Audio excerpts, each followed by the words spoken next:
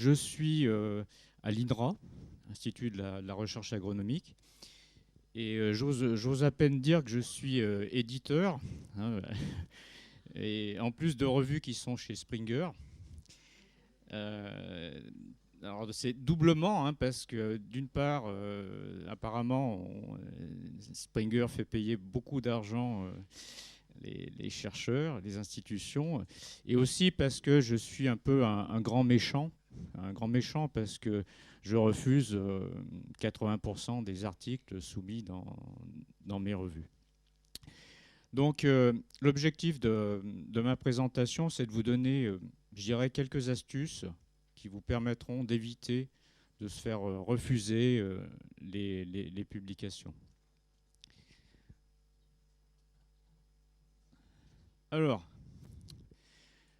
j'ai concocté un menu attrayant. Donc on va parler de l'éducation, hein, la part d'éducation qu'il faut mettre maintenant dans un article, même un article de recherche. On parlera aussi un peu d'écriture, des défauts des auteurs qui sont nouveaux, hein, nouveaux parce que la rédaction change, le format change. On parlera évidemment de nouveautés parce qu'on est dans la recherche, hein, donc la nouveauté c'est quand même l'essentiel de la recherche. Il faut que cette nouveauté apparaisse dans les articles. On parlera des images parce que les images sont communicatives et les scientifiques ne sont pas très bons en images. C'est ce que je remarque en tant qu'éditeur. On parlera d'Internet parce que Internet est en train de bouleverser la publication scientifique. Et on vit d'ailleurs une époque formidable, hein. On est à une époque où tous les mois, il y a une invention du niveau de la découverte de l'imprimerie, hein, actuellement. Je dirais quelques mots sur quelques nouveaux services IST qu'on a mis en place à l'INRA, en particulier à Dijon. Et pour sourire, à la fin, je vous raconterai une ou deux petites histoires. Les enjeux. Trop d'informations. En 2008, il y avait environ 1 800 000 articles scientifiques par an. Donc ça fait 5 000 par jour. Donc, évidemment, personne ne peut lire 5 000 articles par jour. On est des humains. Et cette production augmente très très rapidement, hein. Il y a une projection de 1,5 fois ce nombre en 2013. Alors, il a été aussi étudié qu'un chercheur moyen lisait un article en 38 minutes il y a environ 10 ans, en 24 minutes aujourd'hui. Donc 24 minutes, ça fait pas beaucoup. Ça veut dire quoi? Ça veut dire que les chercheurs lisent par morceaux. Ils ne vont pas lire forcément l'article en entier. Et la lecture ne va pas être linéaire, ça ne va pas être du début jusqu'à la fin. Et ce phénomène est accentué avec Internet. C'est-à-dire qu'on va lire peut-être seulement une figure. On va commencer les résultats et discussions en premier. Ça a une conséquence sur la rédaction scientifique. Ça veut dire que chaque partie d'un article doit être presque compréhensible en soi. Chaque partie d'un article, ce sont des entités indépendantes. Donc, une figure, vous devez écrire suffisamment d'informations dans la légende pour qu'elle soit compréhensible sans avoir à lire le texte de l'article. Et ça, c'est très accentué par Internet. On en reparlera. Un autre problème, c'est la fraude, le plagiat. Et ça se voit bien par ces chiffres. Il y a eu en 10 ans 788 articles qui ont été retirés. Et souvent des articles dans des très bonnes revues comme Science, PNAS, Nature, et par des prix Nobel. Et donc, mon conseil ici, c'est ne cherchez pas forcément à avoir votre nom sur toutes les publications, surtout si vous n'êtes pas sûr des résultats de cette publication. Parce que ce phénomène, qui est déjà très fort dans le domaine biomédical, va s'amplifier certainement dans tous les domaines, notamment en raison de la pression qui est mise sur les chercheurs pour publier plus, pour gagner plus. Voilà. Donc le publish or perish peut se transformer en publish and perish. On va revenir un petit peu à la base. Qu'est-ce que c'est qu'un article scientifique? Article, ça veut dire que c'est un support qui doit être communicatif. Et vous avez tous lu une centaine peut-être d'articles. Vous avouerez bien avec moi qu'il y en a bien la moitié qui sont indigestes. Donc il y a vraiment des progrès à faire, même dans les articles publiés. Donc il faut être communicatif. Et ça, surtout en période de surabondance d'informations. Scientifique, quelque part, ça veut dire qu'il y a un progrès par rapport aux connaissances actuelles. Donc il doit être nouveau. Alors, vous faites certainement tous de la bonne recherche. Par contre, souvent, vous l'expliquez mal. Donc c'est souvent l'explication de la nouveauté qui manque dans les articles. On en parlera. Un auteur, un chercheur, il écrit souvent pour lui-même. Il est content. Ah, ce que j'écris, c'est super bien. Voilà. Seulement, un chercheur, sa principale caractéristique, c'est d'être une taupe, hein, qui a du mal à voir le monde extérieur, a mal à communiquer.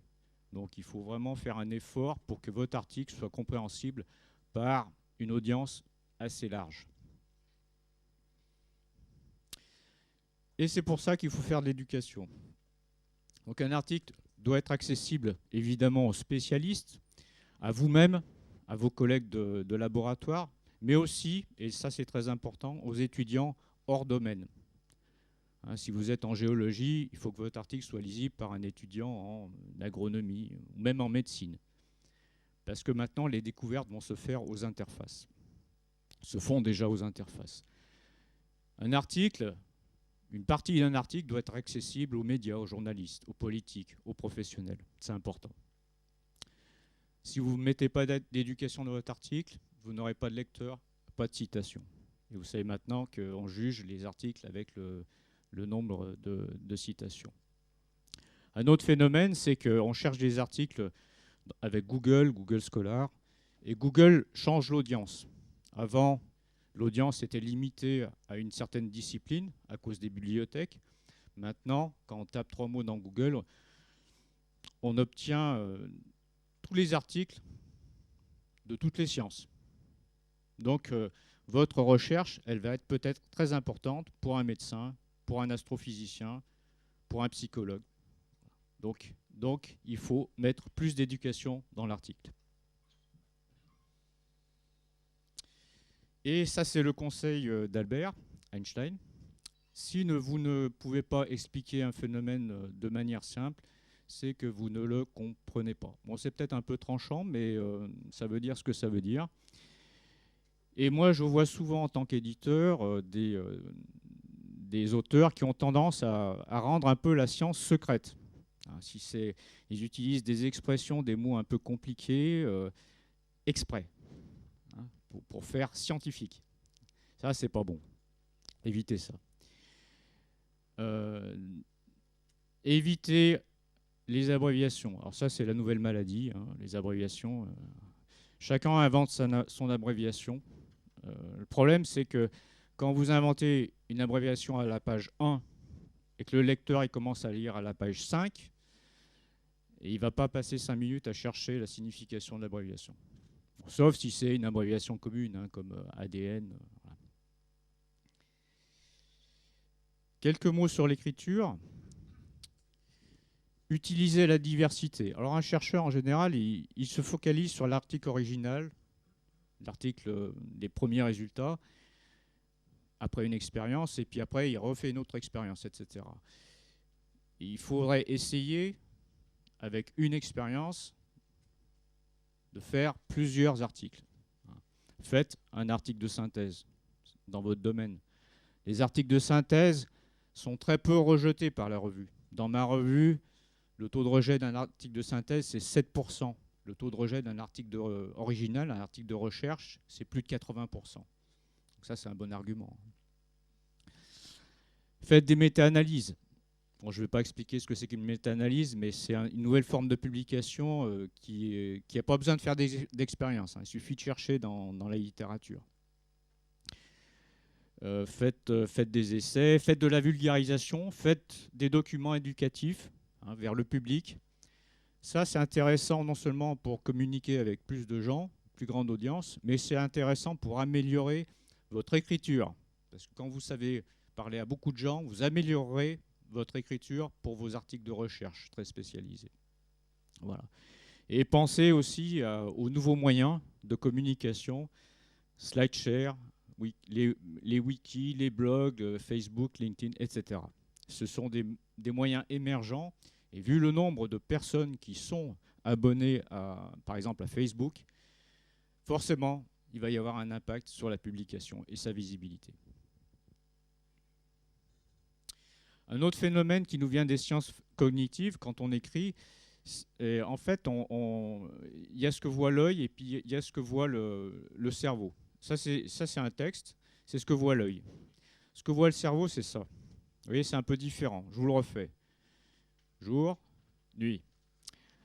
Le cerveau, il ne voit pas exactement la même chose que l'œil, parce que le cerveau, c'est un feignant. Quand il y a du blanc, il se repose. Il se repose dans le blanc. Et puis, donc le titre, comme il y a peu de mots, il va lire tous les mots les uns après les autres. Donc, il va enregistrer tous les mots du titre. C'est pour ça que le titre est important. Quand il commence un paragraphe, les premiers mots, il les lit doucement. Puis au bout d'un moment, ça le fatigue. Alors il accélère, il saute les mots, et puis à la fin, comme il y a du blanc, il va pouvoir se reposer, il ralentit. Donc la dernière phrase, il a tendance aussi à enregistrer tous les mots. Ça veut dire qu'il y a certaines phrases dans un article qui sont plus importantes que d'autres. Il faut faire attention à ce que vous mettez dans les titres, dans les premières phrases et dans les dernières phrases.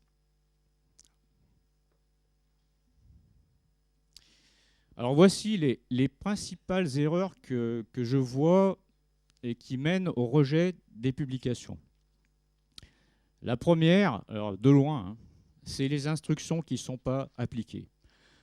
Et je sais que c'est rébarbatif. J'écris encore des publications moi-même, mais s'il vous plaît, appliquez les instructions à la lettre. Lisez-les plusieurs fois, parce que c'est vraiment le premier motif pour lequel les éditeurs de revues rejettent les publications. Si on vous demande 4 figures et que vous en mettez 5, votre article sera rejeté à la soumission, sans évaluation.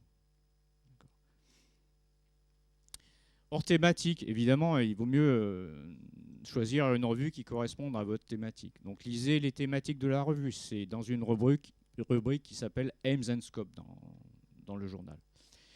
L'anglais. En France, on n'est pas très bon en anglais. Il faut trouver tous les moyens pour s'améliorer. Alors le meilleur, c'est certainement d'aller dans un pays anglophone. Mais vous pouvez aussi essayer de lire de l'anglais. Enfin bon, il y a des moyens d'améliorer son anglais. Les figures, je l'ai dit, les scientifiques en général ne sont pas très bons en figures. Et pourtant, une figure communique 100 fois plus qu'un texte. Donc il faut fignoler ces figures, notamment la figure principale de l'article, celle qui montre le point nouveau. Utilisez la couleur, utilisez les images, utilisez les photos, utilisez la vidéo. Les vidéos, c'est très puissant, la vidéo. Et UA des AB, ça veut dire quoi, UA des AB? Vous ne savez pas? Usage abusif des abréviations.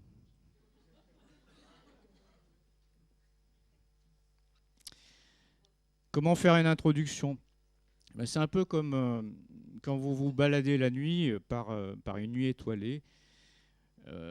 Vous d'abord regardez le ciel à l'œil nu, puis vous voyez l'ensemble du ciel, mais sans vraiment avoir une idée de ce qui est de la précision, enfin des détails. Et puis vous allez prendre des jumelles. Alors à ce moment-là, vous allez voir un espace plus restreint, mais vous allez voir plus de détails, une galaxie. Et ensuite, vous allez prendre un télescope et vous allez voir un soleil avec une planète qui tourne autour. L'introduction d'un article de recherche, par exemple, c'est un peu pareil. On part des aspects généraux, des problèmes généraux, des problèmes de société. Pensez aux problèmes économiques dans vos articles. Et ça doit être compréhensible quasiment par le public. Et peu à peu, quand on rentre dans l'introduction, on va vers le spécifique, le scientifique, le conceptuel, et on établit la frontière de la connaissance dans le domaine. Souvent, les auteurs oublient la première partie. Et donc, ils réduisent l'audience de leur article. Et encore une fois, Google change le lectorat. Maintenant, vos articles sont accessibles non seulement aux gens qui sont dans votre discipline, mais aussi à toutes les disciplines. Donc, vous avez intérêt à ce que votre article soit lisible par les scientifiques dans d'autres disciplines. Un mot sur les figures. Que pensez-vous de cette figure? Est-ce que vous la comprenez? Pas trop, hein. Bon, elle est très jolie, hein, mais il y a beaucoup d'abréviations. Donc, cette figure ne permettra pas de citer l'article en soi. Ce n'est pas une entité indépendante. Donc, il y a la légende, il n'y a pas assez d'explications. Les abréviations ne sont pas expliquées, il y en a trop. Nous allons parler un petit peu de nouveautés. Alors, un défaut de beaucoup d'auteurs, surtout les jeunes, c'est de mettre trop d'informations. Et donc j'ai fait cette image pour montrer tout simplement que si vous montrez un résultat, il se verra mieux que si vous en mettez 10. Surtout si la nouveauté elle est au milieu là. D'accord ? Donc j'ai jamais vu le défaut inverse en tant qu'éditeur. Hein. Il y a toujours trop d'informations, trop de pages. Quand on reçoit un article de 40 pages, on a tous mal à la tête. Mon assistante a mal à la tête, moi j'ai mal à la tête, mais les éditeurs associés ont mal à la tête. Personne ne veut l'évaluer, personne... voilà. Donc faites concis, vraiment, vraiment. Vaut mieux faire plus court que plus long. Et on ne vous jugera pas à la quantité.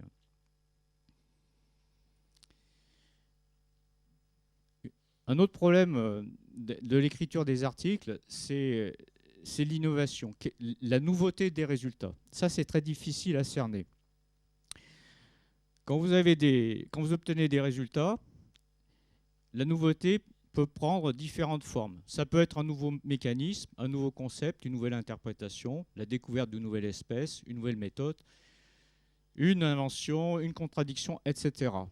Et surtout, ça peut être différent de ce que vous avez prévu dans votre plan d'expérience, dans votre hypothèse initiale. C'est la recherche. La recherche, il y a une part de hasard.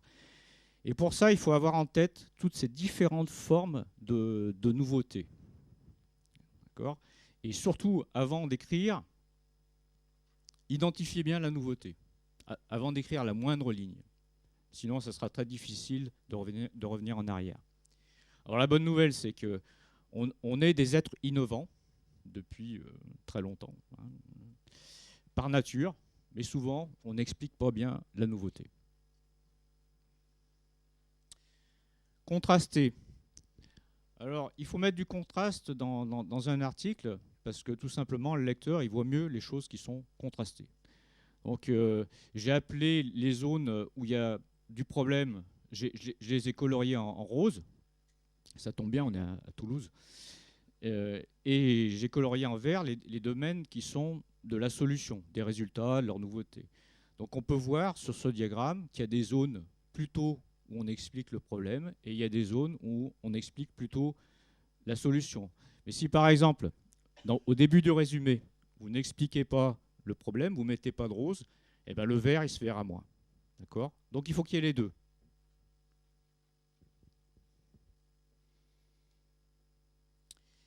Et c'est un peu ce que disent nos amis les Shadocks. Hein. S'il n'y a pas de solution, c'est qu'il n'y a pas de problème. S'il n'y a pas de problème, c'est qu'il n'y a pas de solution.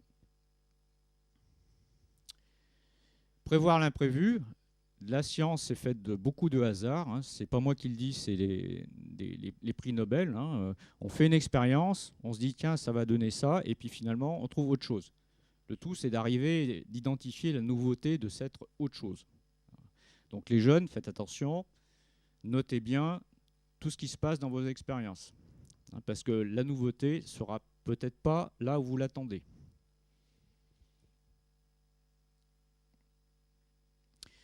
Et encore une fois, avant d'écrire, ne commencez pas à écrire sans connaître vraiment l'avancée. J'aime bien cette image parce que c'est la découverte de la roue et de ce premier chercheur préhistorique. Et ce second chercheur préhistorique, il l'a vu, et il anticipe, et il invente le parc-mètre. Ça ressemble beaucoup à la recherche. L'importance des images. J'ai beaucoup parlé, là je vais vous faire parler un peu. Qui a dessiné ces images? C'est un scientifique très célèbre. Pardon? Ça pourrait être Da Vinci, ouais, mais c'est pas lui. Non? Pas d'idée? Oui, Einstein. Les champs. Alors pourquoi je vous parle de ça? Tout simplement parce que c'est pour vous montrer que Einstein, qui était quand même réputé pour ses théories très conceptuelles, hein, avait besoin d'images. Parce qu'une image, c'est pas simplement un dessin, il y a de la conception derrière. On a besoin d'images. Les scientifiques ont besoin d'images. Qui a fait ce schéma? Aussi un célèbre scientifique naturaliste, Darwin. C'est l'arbre de l'évolution. Et si je fais un retour vers le futur, vous voyez que maintenant on trouve les articles sur les smartphones. Et qu'est-ce qu'on voit dans un article? En premier, une image qui occupe facilement 50% de la place. Donc vous voyez l'importance que prend l'image à l'ère électronique. Et maintenant, il y a certains sites internet où on ne voit que les images. C'est-à-dire que quand vous publiez un article, toutes les images de votre article, toutes les figures vont être publiées à part. Donc vous avez vraiment intérêt à ce que vos images soient communicatives, quasiment citables. Internet. Avant, pour faire de la bibliographie, on allait dans les bibliothèques, on regardait dans les livres, dans les journaux, et on avait l'ensemble de l'article. Il n'y avait pas beaucoup d'articles, relativement. Maintenant, on va dans Google, on tape 3 mots-clés et on obtient 2 millions d'articles. Évidemment, on n'a pas le temps de lire 2 millions d'articles et on sélectionne par titre et par résumé. Ça veut dire que le titre et le résumé qui étaient déjà importants avant le sont encore plus maintenant. Donc il faut vraiment fignoler vos titres et vos résumés. Internet nous permet aussi de savoir qui vient sur un site internet, en particulier le site internet d'une revue. Alors ça, c'est un exemple pour la revue Agronomie. Alors vous voyez que la revue Agronomie est consultée en premier par les Français, en deuxième par les États-Unis, en troisième par l'Inde. Ça, c'est intéressant pour nous en termes de... On sait qui c'est qui lit la revue, qui c'est qui est intéressé, quelle thématique on doit développer, etc. Donc, plus anecdotique, les Français passent 2 minutes 16 en moyenne sur le site, les Américains 1 minute 32. Ils vont plus vite.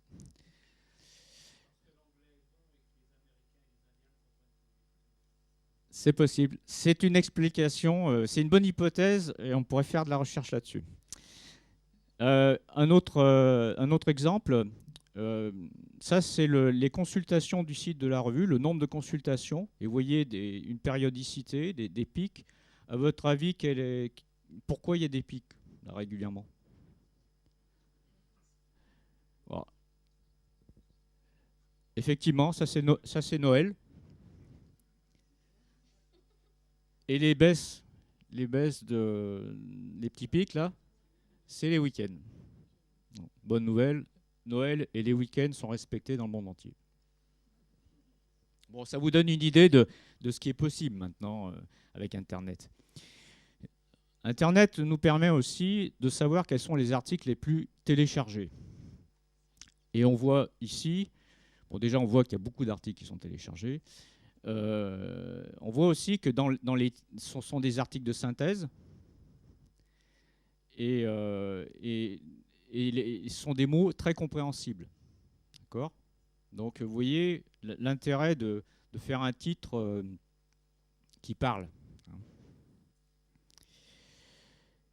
Les réseaux sociaux prennent beaucoup d'importance et je vous conseille de vous plonger dedans. Je sais que ça prend du temps, mais maintenant, même les grands éditeurs comme Springer donnent des conseils sur comment augmenter la visibilité des articles dans les réseaux sociaux. J'ai encore combien de temps ? 5 minutes. Je vais vous dire 2 mots sur des structures qu'on a mis en place à l'INRA. On a créé 2 cellules. Une cellule au niveau d'un département, une cellule au niveau d'une unité. Et l'idée, c'était un peu de prendre en compte les transitions qui se font dans l'IST. Alors, au niveau de la documentation, bon, évidemment, on est passé au 100% numérique. On ne traite plus le papier. On a une section bibliométrie où, en fait, ça, c'est très intéressant parce qu'on travaille avec les chercheurs. C'est-à-dire qu'on fournit aux chercheurs des résultats de bibliométrie. Ces résultats sont utiles pour, par exemple, leur introduction d'un article de recherche, où on a un résultat sur l'évolution d'une thématique.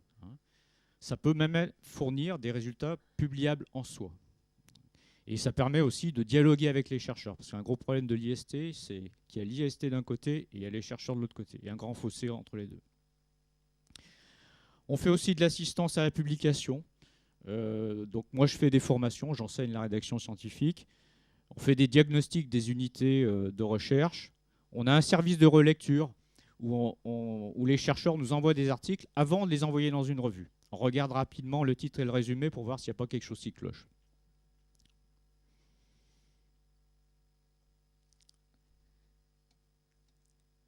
Donc ça, c'est un exemple de bibliométrie. On est content parce qu'on a eu un prix.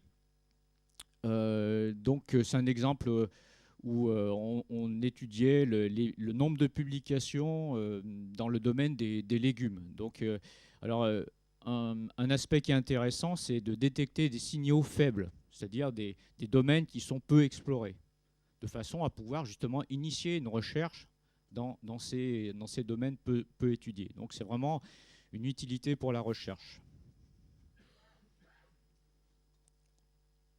L'enseignement, ça c'est un extrait de mon cours. En fait, je fais un atelier où je demande aux participants de remplir un micro-article, c'est juste une page, où ils mettent l'essentiel de leurs résultats. La nouveauté, les problèmes généraux et spécifiques. Et ça sert en fait de filtre à café, de filtre à résultats avant d'écrire un article, pour bien cerner le cœur de l'article. Parce qu'une fois qu'on a ça, c'est plus facile pour rédiger l'article de recherche. Pour finir, alors ça, c'est des histoires vraies. En 2004, j'ai reçu un email d'un lecteur. Alors dans le sujet, il met article soumis à la revue Agronomie, et dans le texte principal, veuillez trouver mon article pour publication dans Plant Science, qui est une autre revue. Alors ça, il y a 20 ans, quand on écrivait à la main, ça n'arrivait jamais. Donc faites attention avant d'envoyer des emails. Ne tapez pas trop fort sur les souris. Double shot, c'est un peu plus compliqué à comprendre. C'est un message qui m'a été adressé par Robert Naylor, qui est l'éditeur d'une autre revue, de Journal of Agricultural Science. Et il écrit à l'auteur, et il met en copie. Et il explique à l'auteur que nous avons remarqué que vous avez soumis le même article à un autre journal qui s'appelle Agronomie. Alors j'ai discuté avec Robert, et en fait ce qui s'est passé, c'est qu'effectivement on avait reçu l'article, les 2 revues avaient reçu l'article à 2 jours d'intervalle. Les 2 revues l'ont envoyé à un éditeur associé, Et chaque éditeur associé l'a envoyé au même reviewer, au même évaluateur. Voilà, donc à ne pas faire.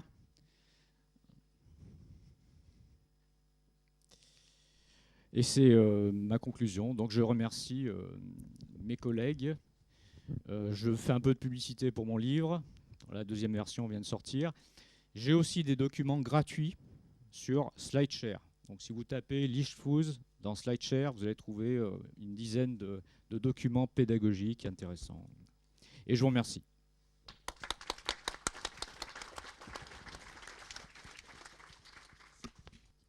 Bonjour. Bon, vous avez dit que avant on se basait sur les livres pour faire la bibliographie. Maintenant, nous sommes dans un monde qui est digitalisé et on se connecte souvent sur l'Internet. Donc, est-ce que c'est un problème d'avoir une bibliographie, que ce soit pour un article ou pour une thèse, qui est basée sur l'Internet, des sites ou des livres sous forme de PDF, c'est-à-dire qu'on se base plus sur les sites, l'Internet, plus que d'avoir une bibliographie qui est basée sur les livres. Est-ce que c'est un problème ou Alors, si vous parlez des références HTTP, ça peut être un problème dans le sens où les références HTTP ne sont pas forcément stables. Mais se développent de plus en plus maintenant des références HTTP stables, notamment les références des articles qui sont publiés dans HAL, l'archive ouverte du CNRS. D'accord. Voilà. D'accord, merci. Vous avez parlé de l'assistance à la publication. Vous avez employé le « on » concernant cette assistance. Donc, dans cette assistance, y a-t-il des professionnels de l'IST, en plus des chercheurs INRA, et même y a-t-il des chercheurs d'autres disciplines que l'agronomie? Oui, en fait, l'objectif, c'est justement, enfin, là en fait, c'est des personnes qui viennent de l'IST. Moi, je suis chercheur et éditeur. Donc, l'objectif qu'on a, c'est de mettre ensemble des chercheurs et des documentalistes, enfin, des gens de l'IST, pour résoudre les nouveaux problèmes de l'IST et l'assistance à la publication. Et ce qu'on est en train de faire aussi, on est en train de contacter tous les chercheurs qui sont dans les comités éditoriaux des revues pour qu'ils nous aident. Parce que ces gens-là ont une expérience, une grande expérience de la publication scientifique, de son évaluation. Et il faut vraiment valoriser cette expérience en aidant les chercheurs et en créant des services ad hoc. Est-ce à dire qu'on peut faire une assistance à la publication en se dédouanant véritablement de la discipline scientifique? Alors, bien sûr que non. Hein. C'est évidemment la publication en sciences sociales n'est pas la même qu'en physique. Il faut tenir compte de la diversité des sciences. Hein. Là, je suis entièrement d'accord. Et c'est vrai qu'avec le système des facteurs d'impact, cette diversité est un peu, enfin même beaucoup amoindrie, quoi. Il devrait y avoir un indice de diversité scientifique.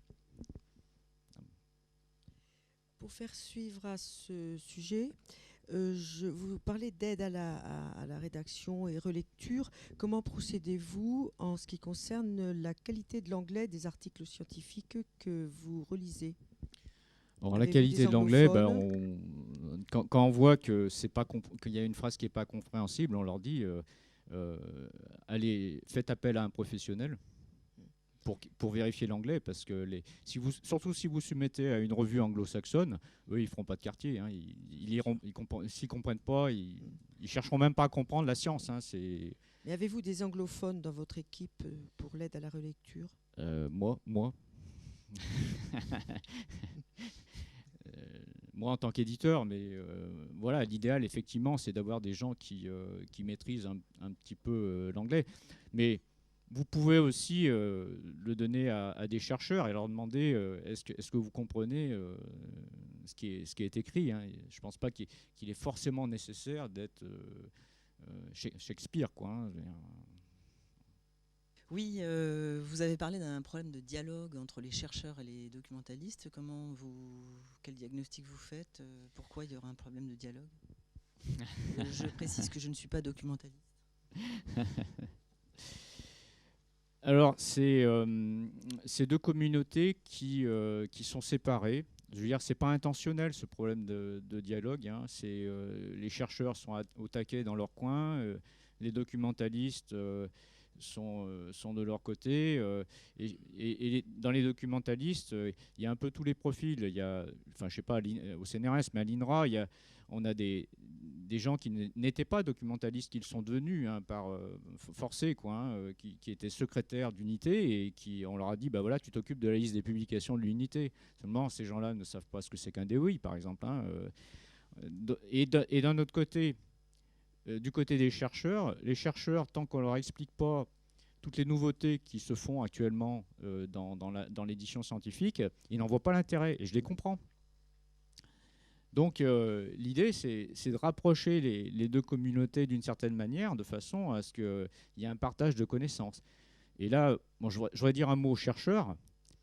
Dans le domaine de l'édition scientifique, il y a une nouveauté du type de la découverte de l'imprimerie tous les mois. C'est un domaine qui va plus vite que la métabolomique ou la physique quantique, hein. Ça va vraiment très très vite. Donc il faut vraiment que d'une manière ou d'une autre, les chercheurs se tiennent informés de ce qui se passe, parce que la publication scientifique est en train de changer à la vitesse de la lumière, hein. Demain, une publication scientifique, ce sera peut-être une vidéo, hein. Voilà. Donc on essaye, mais c'est pas facile parce que les grands organismes ont tendance à diminuer le nombre de personnel dans l'IST, quoi. Vous avez indiqué qu'il était en somme plus facile pour un auteur de faire passer un article de synthèse qu'un article de recherche. Et je me demandais si c'était un phénomène général ou si c'est limité aux revues dont vous avez la charge, parce que ça veut dire une grosse évolution en fait de la fonction de l'article du coup. C'est un phénomène général, il faut se mettre à la place de l'éditeur. Un article de synthèse est cité 2 ou 3 fois plus qu'un article de recherche. Donc nous, qu'est-ce qu'on regarde? C'est notre facteur d'impact. Donc on sait qu'en publiant des articles de synthèse, on va augmenter le facteur d'impact. Donc on est humain, hein. Voilà. Donc en plus, il y a une énorme demande de la part des scientifiques d'articles de synthèse. D'accord. Et enfin, il y a beaucoup de thèses qui sont faites où il y a une partie bibliographique qui n'est jamais valorisée sous forme d'articles de synthèse. Les jeunes, moi je vous conseille vraiment de faire des articles de synthèse. Vous n'avez pas besoin de résultats pour faire un article de synthèse, hein. Et ça vous place aussi en tant que spécialiste du domaine. Un employeur comprendra mieux votre article de synthèse que votre article de recherche. Enfin, il y a plein d'arguments pour les articles de synthèse. Pensez aussi aux méthodes, aux méta-analyses et aux articles méthodologiques, les articles de méthode. Les recettes de cuisine. Tout le monde lit les recettes de cuisine. Donc pensez aux améliorations de méthode.